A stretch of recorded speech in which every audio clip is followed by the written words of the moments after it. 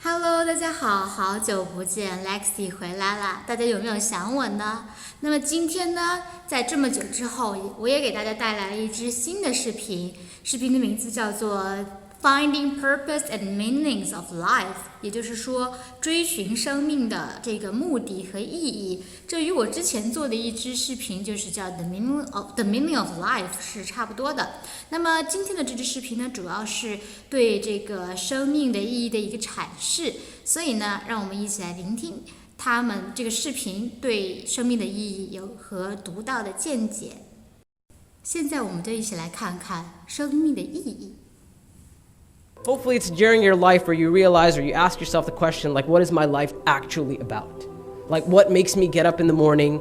Why do I do what I do? Like, I wake up in the morning, I go to work, or I go to school, I spend 8 hours there, or I go to this job, which is, it's all right, it's great, but I guess a lot of my time I spend watching like cat videos on YouTube or something, right? But I go to this job and everything that I'm doing in life, it's fine and great and dandy, but in the end of the day, what is it all really about? And the issue of, and this is something that even psychologists often talk about, the issue of the big oops, right? And that big oops is basically when you show up at the end of your life and you look back at your life and you ask yourself the question, what was all that for? I woke up every day, 5 a.m. in the morning to beat traffic, to get to this job. Like I said, maybe you like it, maybe you don't like it. And I was in this turmoil every day. Like I worked so hard every day, and now I'm sitting on my deathbed. And what was all that for? Right? And when a person doesn't address that issue, or they ignore it, and let's face it, it's very easy to just ignore that issue. It's very easy to be like, I don't want to think about that. I just want to continue. It's more convenient to just live the life that I'm living and just keep in this pattern that I have for myself. And so I often, subhanAllah, when I speak to especially young people, I often ask young people this question. I think a lot of young people, they're not asked this question. A lot of Muslims sometimes will tell the younger generation that you need to be a better Muslim. You need to pray. You need to do this and do that and all that kind of stuff. And we never actually talk to them about the big questions, the bigger issues. In terms of like, okay, what is your life really about? What do you hope to accomplish at the end of your life? What are you hoping for at the end of your life when you're sitting on your deathbed?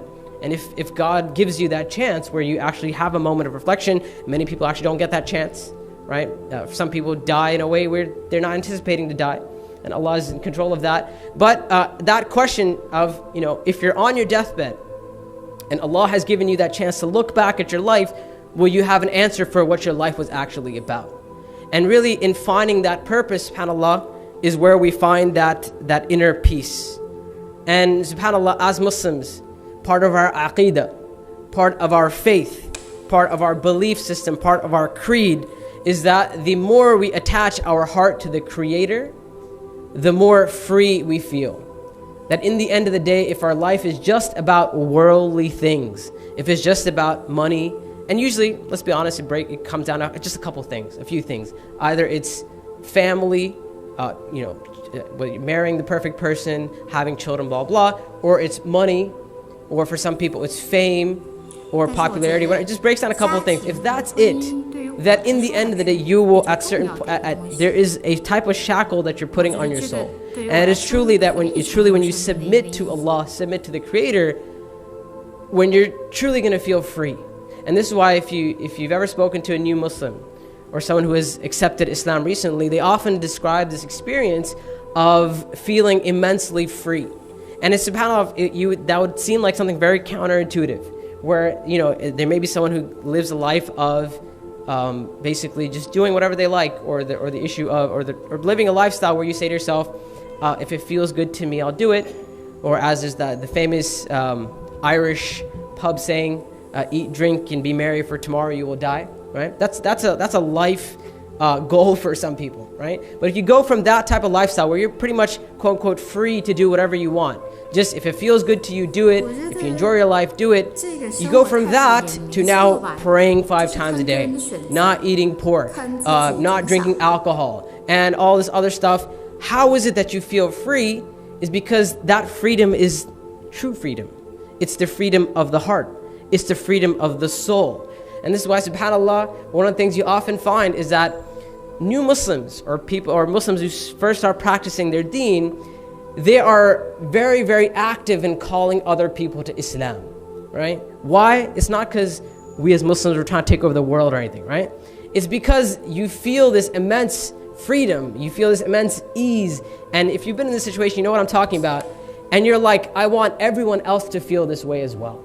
And you feel like you have lived a life where you're basically blinded or you're shackled by just your worldly, your bane desires to eat, drink, have fun. Like that's it. Like that's all life is about. And now you have a higher purpose, right? Even subhanAllah, like I said, if you go back to, if you look at like AA meetings and like Narcotics Anonymous meetings, one of the things they tell you in those meetings is you have to have a bigger purpose in life. And they don't obviously they don't define it as, they don't tell you what your bigger purpose should be. But one of the points is that you need to live for something beyond just yourself and beyond just this moment or this time that you're living in. Because the problems that you're dealing with, these issues that you're dealing with, this constriction that you're feeling in your life, it surrounds you and it surrounds your circumstances, but life is a lot bigger than that. And when you look at life and you think of a higher purpose and you look at find purpose and meaning in your life, that is a way that you free yourself from that type of restriction or those feelings that are keeping you shackled in your desires or your addiction.